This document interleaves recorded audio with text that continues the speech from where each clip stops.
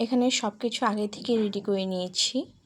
আর মাটির হাঁড়িতে তেল দিয়েছি, তেলটা গরম হয়ে গেছে। এর মধ্যে মাছগুলো দিয়ে দেব। আমি লবণ, হলুদ, মরিচের গুঁড়া দিয়ে মাছগুলো আগেই মাখিয়ে নিয়েছিলাম। এখন ভালো করে ভেজে নেব। খুব সাবধানে আমি উল্টে দিচ্ছি যাতে ভেঙে না যায়।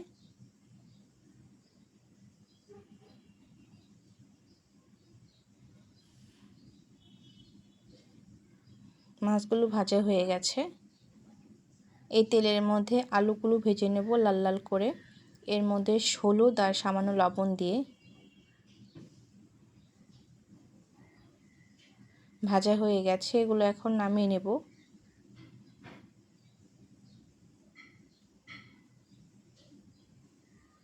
এই তেলের মধ্যেই দিয়ে দেব পটলগুলো। সামান্য হলুদ আর লবণ দিয়ে এগুলোও ভেজে নেব।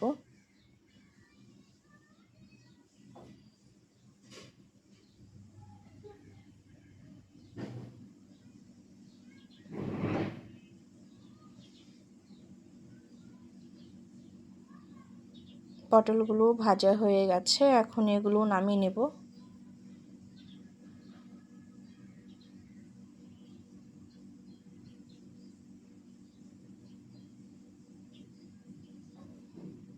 আমি আর তেল দেব না, এই তেলের মধ্যে তেজপাতা আর পেঁয়াজ কুচিয়ে দিয়ে দেব, দিয়ে ভেজে নেব। আর আগে আমি মশলা বেটে নিয়েছিলাম, জিরা, আদা আর পেঁয়াজ, এইটা দিয়ে দেব। তার সাথে দেব স্বাদ মতো হলুদ, মরিচের গুঁড়া আর লবণ দিয়ে ভালো করে একটু সামান্য জল দিয়ে কষিয়ে নেব। আর সাথে টমেটো দিয়ে দিব। কষানো হয়ে গেছে। এর মধ্যে ভেজে রাখা আলু আর পটলগুলো দিয়ে দেব।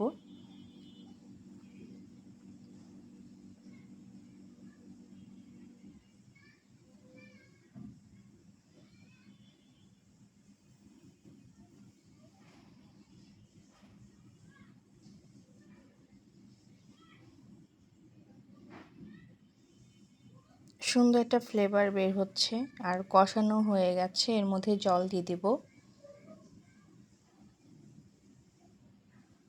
ঝোলটা যেমন যে খেতে পছন্দ করেন ওই অনুযায়ী দিবেন। ঝোলটা ফুটে উঠেছে, এর মধ্যে ভেজে রাখা মাছগুলো দিয়ে দিব।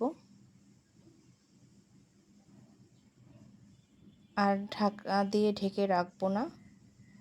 দিয়ে দিব সামান্য ভাজা জিরের গুঁড়া আর কিছু ধনেপাতা। আর কিছুক্ষণ রেখে নামিয়ে নেব।